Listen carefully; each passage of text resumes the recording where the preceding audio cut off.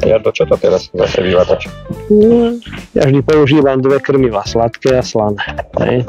Ale kedy? Ktoré? No, toto je presne to, že ja vždy začnem chytať so slaným, toto je extrémne slané krmivo. A potom mám toto druhé, čo tam dávam na vrch. A to je zase extrémne sladké. A vlastne pri zmene pH vody, pretože každé krmivo, ktoré padne do vody a je slané alebo sladké, tak sa mení pH tej vody.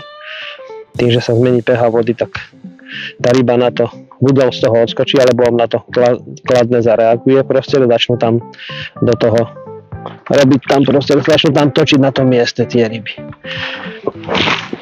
Prvú hodinu a pol som chytal na slané. To je aj vidieť, že ho je menej ako toho sladkého. Ale po 2 hodinách som musel začať dávať sladké na vrch. Nie v plnej dávke, ale iba na vrch. A vlastne vtedy tá ryba začala pokračovala mi v tom. Pretože neboli zábery na to slané? Ustupovali mi zábery s tým slaným. A tým, že som už musel dlhšie čakať, nie že by ustupovali, chcel som zábery do 3 minút, do 4, tak potom som začal dávať proste, navrch dávam čapicu z toho sladkého a tým pádom, ak som tam zmenil to pH, tak tá ryba sa tam hneď proste vrátila a aktívnejšie mi to začala proste dvíhať. Takže to je vlastne tento obľúbený taký sandwich, hej, že plnú formičku dáš jedného krmiva a potom ešte dotlačíš na ten vrch vlastne to iné, ktorým v podstate vyskúšaš, že či to tá ryba zareaguje. Tak. A keď začne na to dobre reagovať, tak vlastne potom to začne robiť naopak, že proste ja vždycky si dám sladké, plnú formu sladkého a na vrch si dám len takú 5 mm čapicu slaného. Hej. Čiže to je vlastne tá zmena, že ako náhle zbadáš, že tá ryba začala reagovať na to sladké, tak vymienaš to množstvo, alebo ten pomer, že ide povedzme, že 80% alebo 90% tak, toho sladkého a zase... Dávam viacej a viacej, až potom prejdem vlastne, že dávam už viacej sladkého a menej slaného.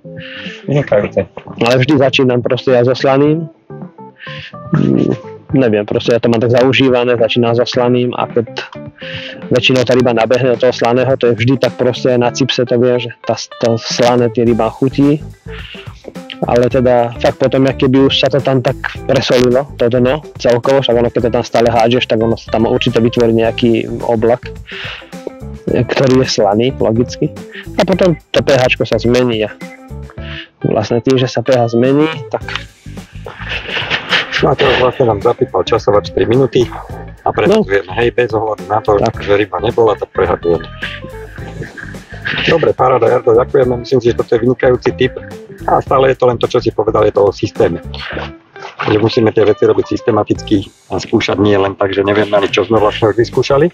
Ale keď tie ryby neberú a neskúšaš. To je krásne vidno, ešte by si nám mohol ukázať, jak to robíš teda do tej formičky. No teraz dávam sladké. Urobím si peknú čapicu zo sladkého. Teraz tam položím vlastne tú guľku, dám toho slaného, ale teda už podstatne menej. Hej. A vlastne je vidieť, že potiaľ to je sladké a na vrchu je len čisto taká čapička toho slaného. Takže toto je, milí priatelia, rybací hamburger od Jarda Haša. Odporúčame vyskúšať.